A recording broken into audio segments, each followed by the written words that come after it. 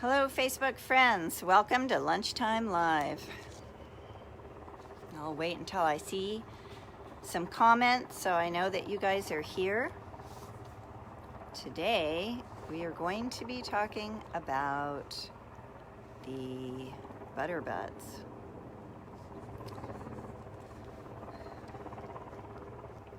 I don't see anybody yet. It's a chilly, rainy day, so I am kind of on our patio in the amphitheater so that I don't get wet. And in the background, you can see the willows, and that is kind of a good place to go to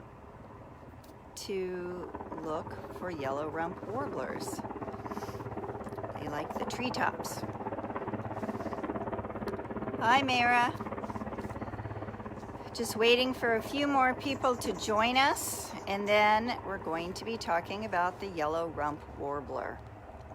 I am under the amphitheater because it's kind of a wet day, and I don't want to get the camera and everything wet.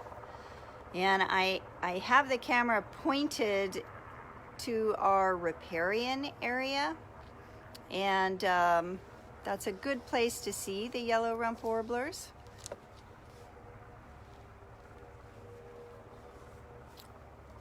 Well, I guess I'll just get started. Okay, so let me show you. These are the yellow-rump. Now, there are kind of two subspecies, okay? There's the western Audubons, which is what we have, being in the west. And then on the east coast, there's the eastern myrtle. But where they meet, where their territories meet, they hybridize. So back in the 70s, I think they just decided to call it, one species. But a lot of people still think of them as two subspecies. So these are a bright spot in the winter. You can see they're small birds, and they have these sort of pointed, thin bills. They have eye rings that don't go all the way around. There's a top white bar and a lower one. They have pretty long, narrow tails, and I'll just show you. They've got those little white patches on their tail. They have big heads and full bodies, so they're not slender. They're little full-bodied birds. This is a male, and you can see they're pretty striking with the charcoal gray and black and a little bit of white and yellow patches. So this is the yellow-rump, and you can see they have yellow under their chin and a little bit of yellow here. They also have yellow by their wings, which you don't always see depending on, where the position of their wing. But they're beautiful little birds. The females are browner. So let me show you a picture of a female. This is a female. They basically look the same. The females are just not as contrasty, and they're a little more brown. And again, that's the open wing. Hi, Carolyn. Okay. So, warblers, the yellow-rumped warblers, all warblers, are fall-winter migrants, and they're on their way to the tropics. Now, the yellow-rump can stay further north, and I'll tell you a little bit about why in a minute. Their location and habitat is, widespread. In the summer, they're up in the coniferous forests, so they like the forest.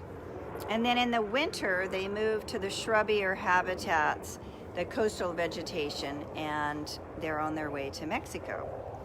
As far as behavior goes, they will sometimes flock, but they do an interesting thing.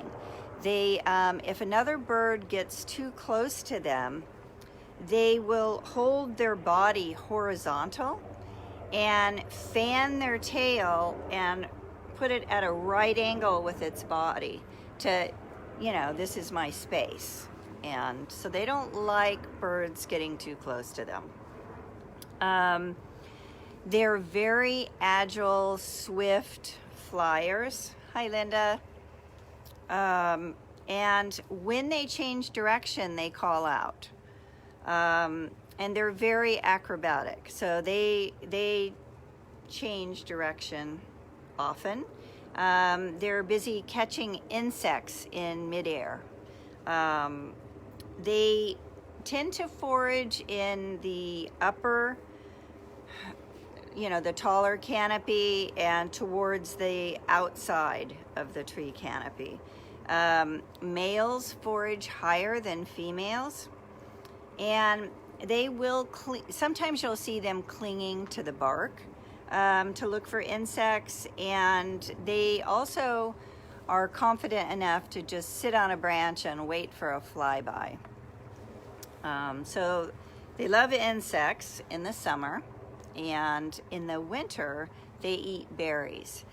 So what I was going to tell you earlier about why the yellow-rumped warbler hangs around when all the other warblers have gone to the tropics, they're still able to winter further north, because they can eat berries, and a lot of berries have a wax covering on them, and the yellow-crowned warbler is the only one that can digest that wax. So they will also eat poison oak. I don't know if it's the leaves or if there's a berry or something involved because because when I see poison oak, I run the other way. So I don't know the details of what it looks like, but I know that they eat some part of poison oak, and they can also sip the sort of a honeydew-like liquid that's excreted by aphids. So interesting eaters. As far as courting goes, the male fluffs up its feathers, raises its wings, and that little crown, they like to raise that. And they sort of hop around their perch, trying to get attention. And they also have a display flight that's exaggerated wing beats and just sort of slowly gliding back and forth. Hi, Jenny. To just get their attention. And they will follow the female everywhere. Once they start nesting, the female builds the nest, and the male brings her all the nesting materials. And their nests, let me just show you these guys again so you don't have to look at me the whole time. Their nests are usually, they nest in the conifer forest, and they get in sort of a branch, like that, and they will nest anywhere from 4 feet to 50 feet high. So it could be anywhere in there on a horizontal branch, usually right where it forks. And it's a cup of twigs. It's got pine needles, rootlets, grasses. It's lined with feather and hair. And they arrange it in a way that it just slightly covers up the eggs a little bit, a little added protection and camouflage. They're about 3 to 4 inches across, you know, not too big. And it takes about 10 days to build. And they will have 1 brood to 2 broods. And the eggs they'll have 1 to 6, and they're white, but they do have a kind of a purpley gray speckling on them, which is pretty. It takes about 2 weeks to incubate, and then they're in the nest about 2 weeks. And they're born all trishul, and some of you may remember that means they're helpless. And they are fed by both the female and the male. And once the first brood is over, you know, fledged, and they begin the next one, the male will take over all of the feeding of the first one. As far as predators, scrub jays, any kind of jay, crows, raccoons, skunks, and of course, very predatory kitties that run around here when they're not supposed to. They are among the top birds that fly into glass structures. So, you know, we have our windows marked with birds, like little black birds, hoping that, you know, birds don't fly into the window, but these are one of the birds that will do it.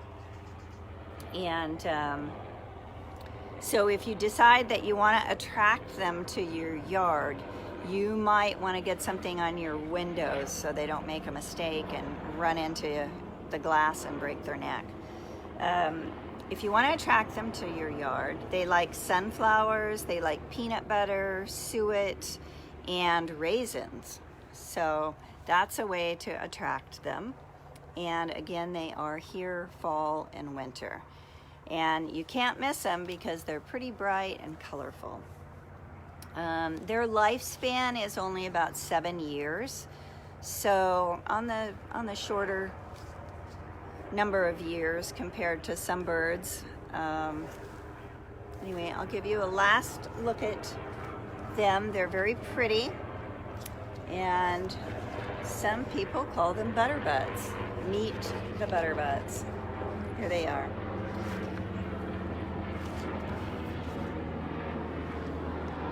And then the female, a little bit less colorful, a little more brown. Okay. That's about all I have, and I hope everybody has a wonderful holiday. We're probably going to have our next Lunchtime Live the first Tuesday in January. So I guess we'll be seeing you then. Hi, Ann. So we'll see you guys then, and thank you so much for tuning in to Lunchtime Live.